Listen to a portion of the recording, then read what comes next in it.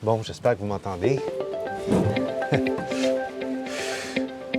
Bon, alors je pense que j'ai une très mauvaise idée de venir m'asseoir dehors parce que c'est pas chaud. Mais je suis en train de m'installer, le vent s'est levé un peu, puis je me suis dit, je l'essaye quand même, même si c'est froid.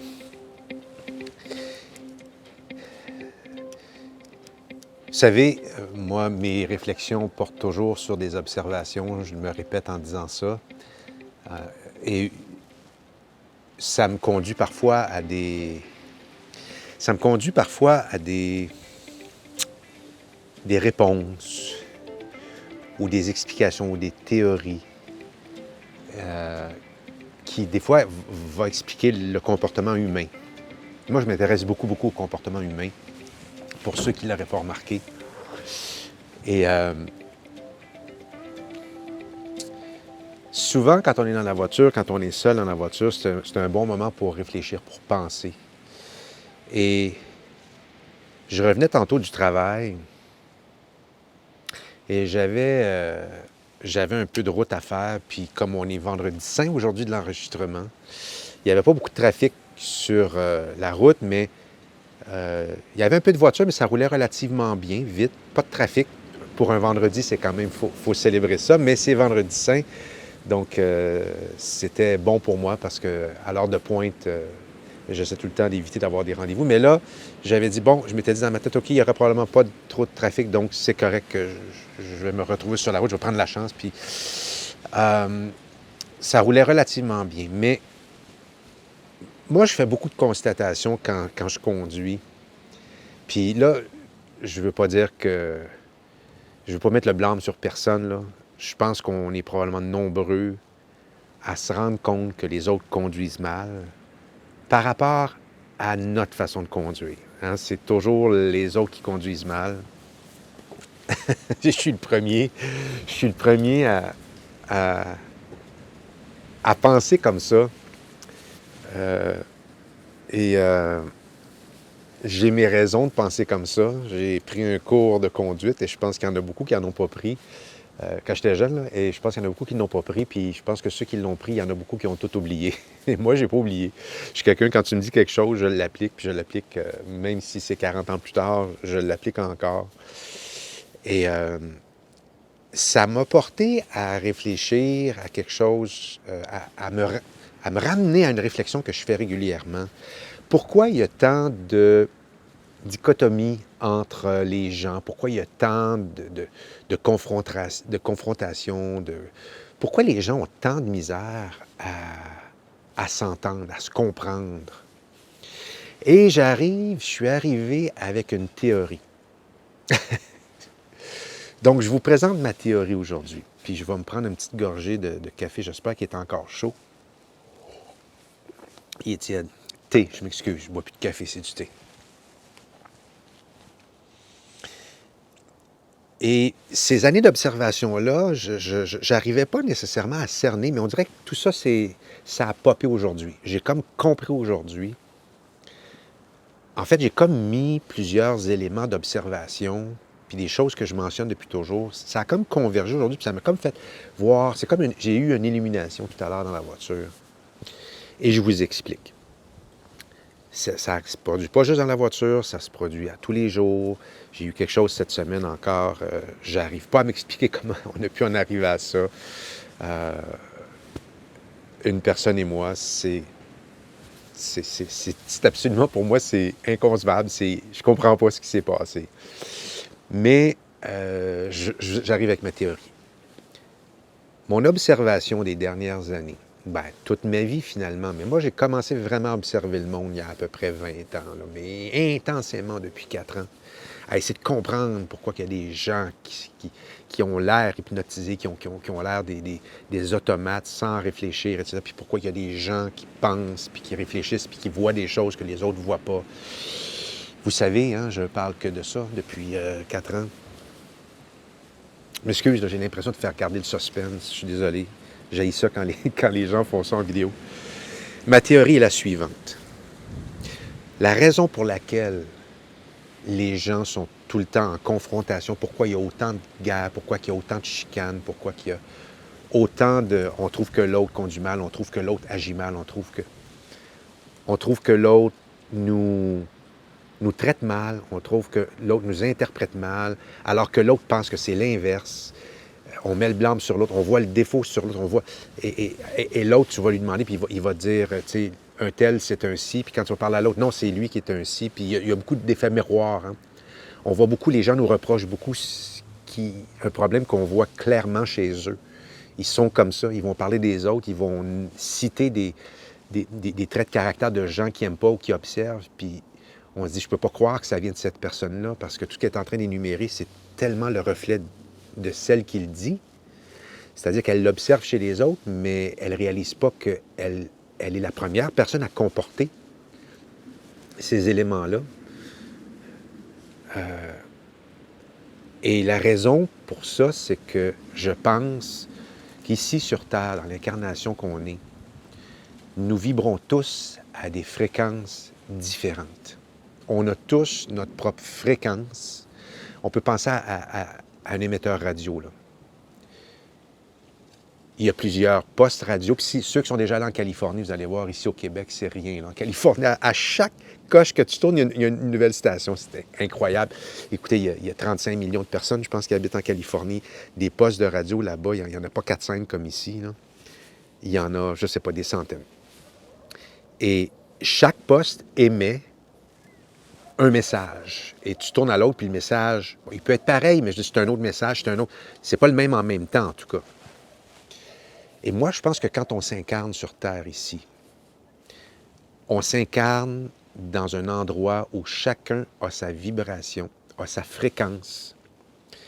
Et c'est à nous de l'harmoniser, de la créer si on veut, mais elle est complètement indépendante de celle de tous les autres. Ce qui fait qu'on émet tous à une fréquence qui est différente. On vibre tous à un diapason qui est différent. Donc, quand on rencontre quelqu'un, si son diapason est près d'une autre, on va se sentir en harmonie avec la personne. Puis s'il est égal, ce qui est quand même assez rare, on va se dire, tu m'enlèves les mots de la bouche. Tu sais, on pense pareil. Tu sais, les grandes amitiés, je pense qu'elles naissent de ça, de gens qui vibrent pas mal à la même fréquence. Alors, on en a rencontré des gens dernièrement. Moi, j'en ai rencontré quelques-uns, là, quand même pas mal, plus qu'à l'habitude dans les dernières années, parce qu'on s'est retrouvés. Hein? On s'est retrouvés, les gens qui vivent différemment, en tout cas à un certain diapason. On n'est quand même pas tous au même diapason. Là. On va quand même trouver qu'un tel est dans le jugement, qu'un tel autre est dans l'égoïsme. Puis tu demandes à ces personnes-là, puis eux autres, ils vont le voir chez l'autre, ils ne le verront pas chez eux. Donc, il y a quand même une dichotomie à quelque part qui fait que tout n'est pas harmonieux, même si on se considère en conscience, parce qu'on a tous une fréquence qui est différente. Alors que, avant de s'incarner, ou après notre incarnation, lors de notre passage, et ça, je tiens cette information-là de par les centaines, sinon les milliers d'expériences de mort imminente que j'ai, le mot étudié est peut-être un peu fort, mais que je me suis informé dans les dernières années, parce que je suis un fan de plein de choses. Moi, je suis une personne excessivement curieuse, puis les expériences de mort imminente, c'est une chose que je m'en nourris depuis bien des années. Je saurais dire, ça fait 10 ans que j'écoute ça régulièrement. Des récits d'expériences imminentes, de mort imminente, c'est-à-dire. Et lorsqu'on passe de l'autre côté, lorsqu'on arrive en présence de la lumière, donc, on se rapproche de la vraie mort. On est au seuil, là, juste avant qu'on fasse le pas de trop pour sectionner notre cordon qui nous relie à notre corps. Cordon, je ne me souviens pas il y a une couleur, ce cordon-là semblerait ceux qui l'ont vu en passant de l'autre côté. Là. Donc, ces gens-là ont quand même vécu la vibration qu'il y a de l'autre côté. Et cette vibration-là, elle est 100% harmonieuse. Elle est d'une harmonie absolue lorsqu'on se désincarne. D'ailleurs, même les gens qui se désincarnent et qui survolent, qui ne vont même pas nécessairement voir ce qu'on appelle, nous, le paradis, là, ou qui s'en rapprochent, là, qui ne rencontrent pas nécessairement des êtres dans un autre paysage, des fois Jésus, des fois différentes personnes, des fois des grands-parents.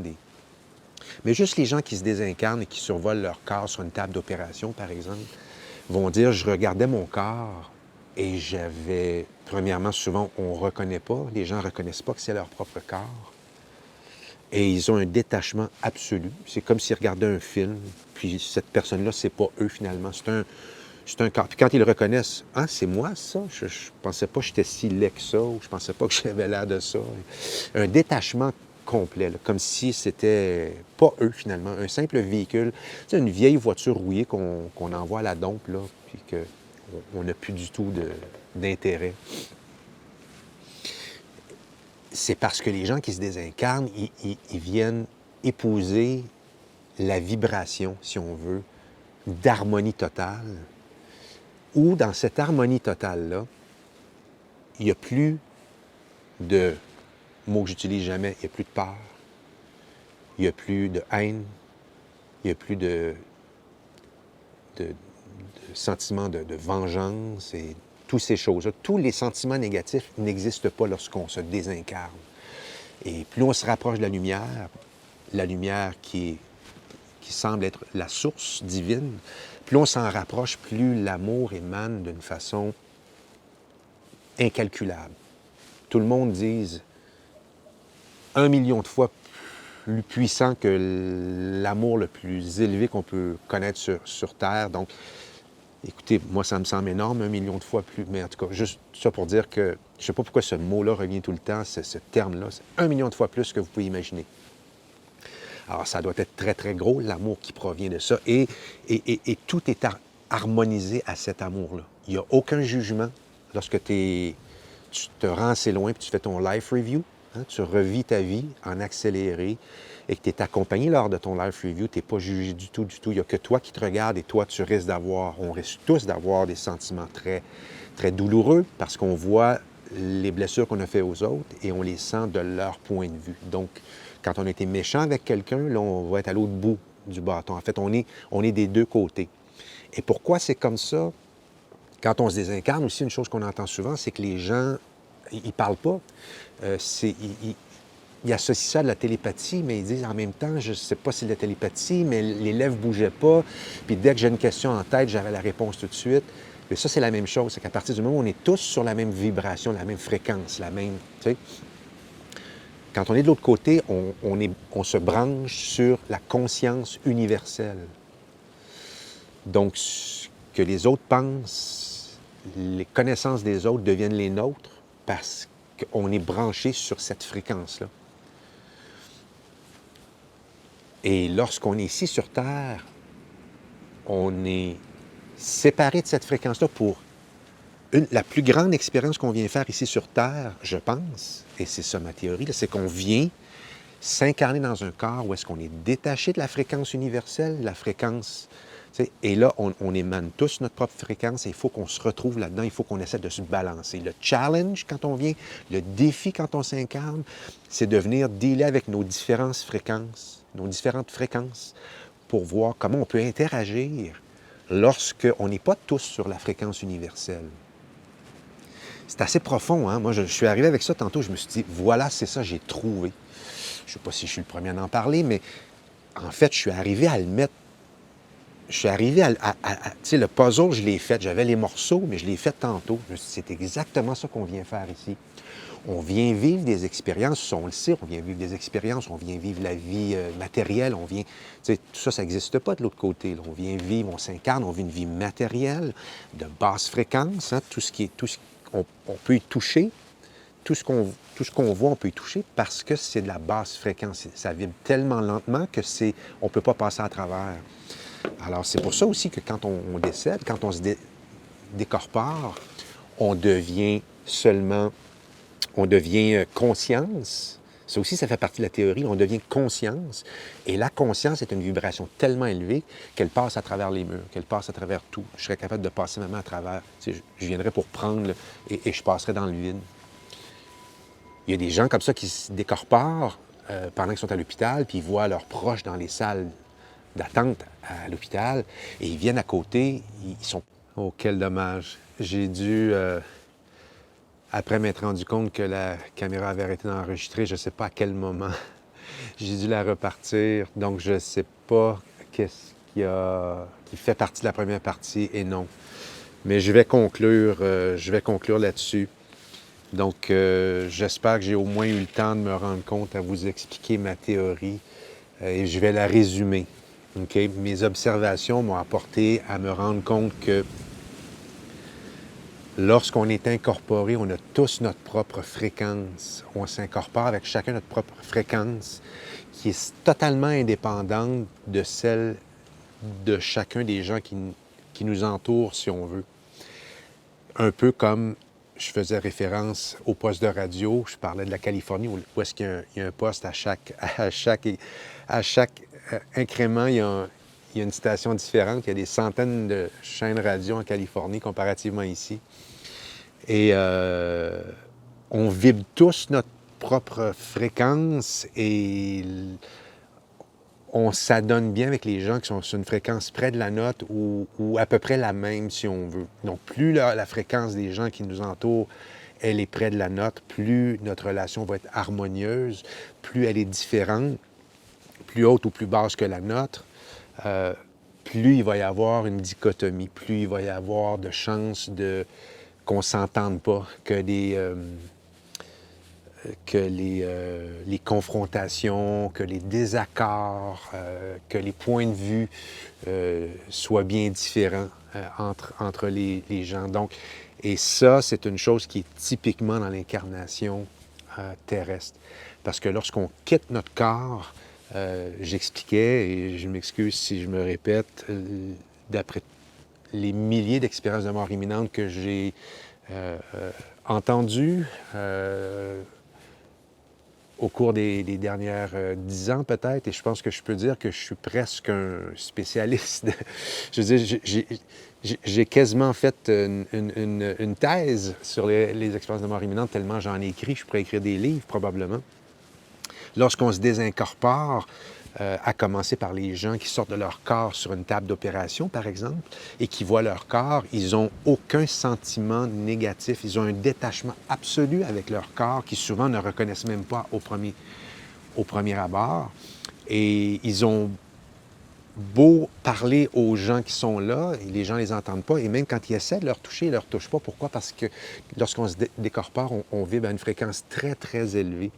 Et c'est une fréquence où est-ce qu'aucun sentiment, aucune émotion négative, aucune lourdeur n'existe. C'est pour ça que quand tu te décorpores, tu peux passer à travers les murs, parce que tout ce qui nous entoure est physique et on peut y toucher. Pourquoi? Parce que la fréquence est tellement basse, la vibration du matériel est tellement basse qu'on ne peut pas passer au travers. Alors que lorsqu'on sort de notre corps, on devient en fait, on devient conscience. Donc, à la base, nous sommes des consciences incorporées qui vivons une expérience d'incorporation humaine, une expérience physique, dans la disharmonie, et on doit venir ici. Le but de notre incarnation, c'est là-dessus que ma théorie repose, c'est qu'on vient essayer de comprendre comment ça se passe lorsqu'on n'est pas tous sur le même diapason. Parce que quand on franchit de l'autre côté, et les gens qui ont été un peu plus loin, qui ont vécu leur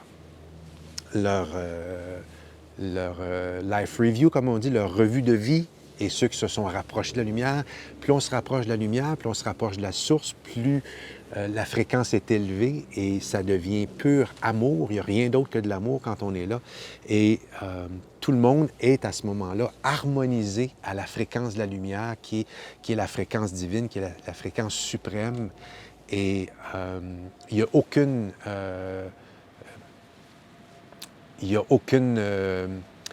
dichotomie, il n'y a rien qui clash, si on veut, parce que tout est sur la même fréquence lorsqu'on qu'on se rapproche de ce qu'on pourrait appeler peut-être le paradis ou la vie éternelle, ou l'endroit où la conscience finalement repose, l'endroit où notre conscience, chacun de nos consciences repose, vienne, origine, la source, si on veut, on peut l'appeler comme ça aussi.